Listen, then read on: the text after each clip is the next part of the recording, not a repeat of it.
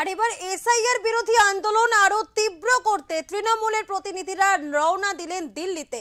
নির্বাচন কমিশনের অফিসে জরুরি বৈঠক করতে গেলেন তৃণমূলের 10 সদস্যের প্রতিনিধি দল। ডেরেক ও ব্রায়ানের নেতৃত্বে 10 জন সদস্যকে নিয়ে শুক্রবার কমিশনের দপ্তরে গেলেন তারা। উল্লেখ্য, গত সোমবার তৃণমূলের সর্বভারতীয় সাধারণ সম্পাদক অভিষেক বন্দ্যোপাধ্যায় ঘোষণা করেন এবার দিল্লির বুকে এসআইআর বিরোধী আন্দোলনে নামবে তৃণমূল। সেজন্য 10 জন সাংসদকে নিয়ে একটি টিম গড়ে দেন অভিষেক বন্দ্যোপাধ্যায়।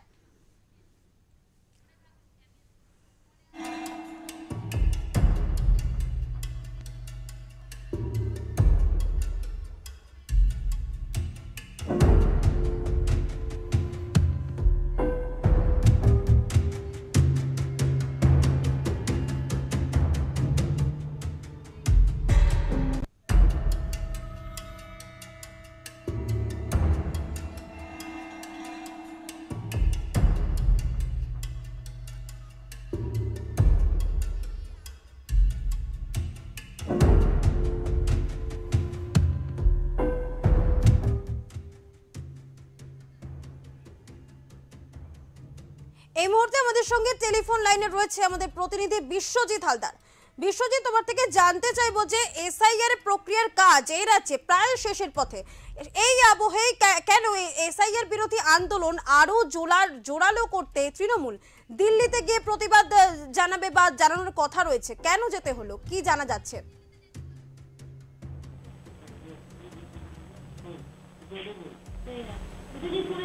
বিশ্বজিৎ, শোনা যাচ্ছে?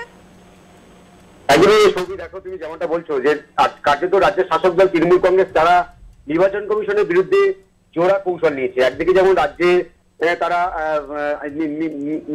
মিছিল বিক্ষোভ আন্দোলন যেমন চালাচ্ছে, তার পাশাপাশি দিল্লির নির্বাচন কমিশনের বিরুদ্ধে চাপ বাড়াতে তারা এই কৌশলটা নিয়েছে। তুমি জানো যে তৃণমূল কংগ্রেসের পক্ষ থেকে প্রথম থেকে বলা হয়েছিল যে যদি একজন বৈধ ভোটারের নাম বাদ যায় তাহলে কিন্তু তারা দিল্লি নির্বাচন কমিশন ঘেরাও করবে। এবং তৃণমূল কংগ্রেস যেটা বলছে যে যে ভোটারগুলো ইতিমধ্যে আত্মহত্যা করেছেন, আতঙ্কের মধ্যে পড়ে তারা আত্মহত্যা করেছেন, তারা কিন্তু সম্ভবত বৈধ ভোটার ছিল, 2002 নাম ছিল। অর্থাৎ একজনও বৈধ ভোটারের নাম যেহেতু বাদ যাবে, তাহলে একাধিক লোক আত্মহত্যা করেছেন। এই ইস্যুটাকে সামনে রেখে তারা কিন্তু আজকের এই নির্বাচন কমিশনের সঙ্গে তারা প্রতিনিধি দল পাঠাচ্ছে। এবং এই যে নির্বাচন কমিশনের যে প্রতিনিধি দল, এখানে কিন্তু 10 জনের একটি প্রতিনিধি দল রয়েছে। সেই দলে সাধারণত মূলত তৃণমূল কংগ্রেসের যে সাংসদ রয়েছেন তারা কিন্তু এই প্রতিনিধি দলে রয়েছেন। এরকম ব্রায়ানের নেতৃত্বে এই প্রতিনিধি দল তারা ইতিমধ্যেই নির্বাচন কমিশনের অফিসের সামনে পৌঁছেছে 11টা নাগাদ। এবারে তোমায় যেটা বলি যে তৃণমূল কংগ্রেসের এই প্রতিনিধি দল তারা নির্বাচন কমিশনের সঙ্গে যখন দেখা করার জন্য যা সময় চেয়েছিল, তখন কিন্তু নির্বাচন কমিশনের পক্ষ থেকে 5 জনের জন্য অনুমতি দেওয়া হয়েছিল। কিন্তু তৃণমূল কংগ্রেসের পক্ষ থেকে তারা অনড় ছিল যে 10 জনের প্রতিনিধি দলকে যাওয়ার অনুমতি দিতে হবে। শেষমেশ কিন্তু 10 জনের যাওয়ার অনুমতি দিয়েছে নির্বাচন কমিশন। এবারে এই যে নির্বাচন কমিশনের যে প্রতিনিধি দল তৃণমূল কংগ্রেস পাঠিয়েছে, এরা কিন্তু পাঁচটা পোস্টও কিন্তু নির্বাচন কমিশনের সামনে তারা করতে চাইছে। এবং তৃণমূল কংগ্রেসের পক্ষ থেকে নির্বাচন কমিশনের বিরুদ্ধে চ্যালেঞ্জ করা হয়েছে যে যদি নির্বাচন কমিশনের সৎ সাহস থাকে, তারা যদি মনে করেন যে সত্যি তারা এই এসআইআর প্রক্রিয়াটা স্বচ্ছ করতে তারা আগ্রহী, তাহলে তারা এই যে বৈঠক তৃণমূল কংগ্রেসের প্রতিনিধির সঙ্গে নির্বাচন কমিশনের যে বৈঠক হবে, এই বৈঠকটা যেন লাইভ সম্প্রচার করা হয়। এবং যে 5টা প্রশ্ন তৃণমূল কংগ্রেসের পক্ষ থেকে করা হবে, সেই 5টা প্রশ্নের জবাব নির্বাচন কমিশন এরা এই লাইভের মধ্যে দিয়ে দেবেন। কারণ সাধারণ মানুষের কাছে এটা তাহলে পরিষ্কার হবে, কোনো লুকোচুরি থাকবে না। কারণ তৃণমূল কংগ্রেসের যে প্রতিনিধি দল তারা আজকে গেছে, তারা কিন্তু প্রত্যেকে জনপ্রতিনিধি, জনগণের ভোটের দ্বারা তারা নির্বাচিত। কিন্তু নির্বাচন কমিশন যিনি রয়েছেন তিনি জনগণের দ্বারা নির্বাচিত নন।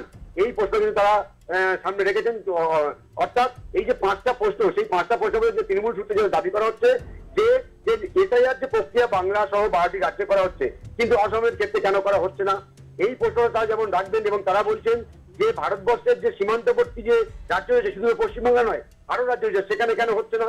এবং এই যে তাড়াহুড়ো করে কম সময়ের মধ্যে কেন এসআইআর বাংলায় কার্যকর করা হচ্ছে, এই প্রশ্নগুলো কিন্তু সাধারণত এই প্রতিনিধি দল নির্বাচন কমিশনকে তুলতে পারে বলে তৃণমূল কংগ্রেস সূত্রে জানা গেছে। ধন্যবাদ বিশ্বজিৎ। এসআইআর বিরোধী আন্দোলনে দিল্লি পৌঁছলো তৃণমূলের 10 সদস্যের দল। 10 জন সাংসদকে নিয়ে একটি টিম গড়ে দেন অভিষেক বন্দ্যোপাধ্যায়। আর সেই কথা মতো দিল্লিতে নির্বাচন কমিশনের সঙ্গে 2 ঘন্টা বৈঠক করে তৃণমূলের 10 সদস্য। আর 2 ঘন্টা বৈঠক শেষে ডেরেক গোব্রাইন সাংবাদিক বৈঠক করেন।